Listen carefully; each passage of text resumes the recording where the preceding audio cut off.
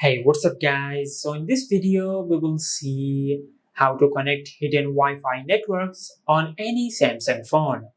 Now to do that, just open settings, then go to connections. Now just tap on Wi-Fi, then tap on add network. And from here, just enter the name of the Wi-Fi network with the correct capital letters and the spaces in the Wi-Fi network name.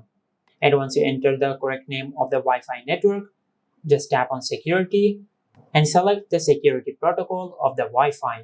Now most Wi-Fis use WPA and WPA2 personal or WPA, WPA2 enterprise, but most of the Wi-Fis use the default WPA and WPA2 personal.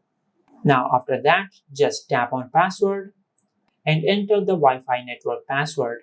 Now once you enter the Wi-Fi network password, just tap on save. And from here you can find the Wi-Fi network name in the available networks. Just click on it to connect.